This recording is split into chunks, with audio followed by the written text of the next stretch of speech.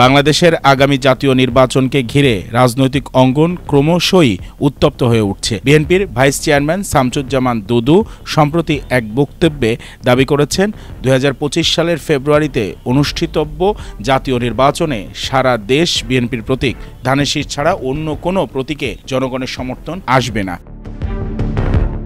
তার মতে এবারের সরকার হবে ধানের শীষের সরকার, যা কৃষকের ন্যায্য মূল্য, শ্রমিকের প্রাপ্য মজুরি এবং বেকার যুবকদের কর্মসংস্থান নিশ্চিত করবে। ওয়ালটন এখন দেশের সীমানা পেরিয়ে পৌঁছে গিয়েছে ৫০টিরও বেশি দেশে।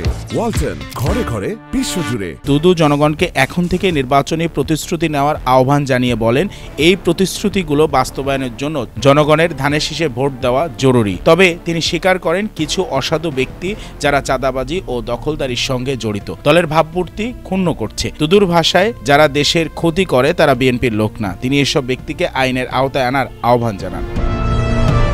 রাজনৈতিক বিশ্লেষকদের মতে দুদুর এই বক্তব্য কেবল দলীয় কর্মীদের জন্য নয়, এটি একটি কৌশল, বরং নির্বাচনকে ঘিরে জনগণের মনোভাব গঠনেরও প্রচেষ্টা। তবে প্রশ্ন থেকে যায়, মাঠের বাস্তবতায় বিএনপি কতটা জনসমর্থন অর্জন করতে পারবে, বিশেষত যখন শাসক দলও তাদের নির্বাচনী কৌশল গুছিয়ে নিচ্ছে। বাংলাদেশের রাজনীতিতে প্রতীক শুধু ভোটের চিহ্ন নয়, বরং এটি আবেগ ও বিশ্বাসের প্রতীক। ধানের শীষ সেই আবেগেরই ধারক, যা দীর্ঘদিন ধরে বিএনপির রাজনৈতিক পরিচয়ের সঙ্গে ওতপ্রোতভাবে জড়িত হয়ে আসছে। আসন্ন নির্বাচনে এই প্রতীকের জয়লাভ হবে কিনা তা নির্ভর করবে জনগণের আস্থা, দলীয় ঐক্য এবং মাঠ পর্যায়ের সংগঠনগত শক্তির উপর।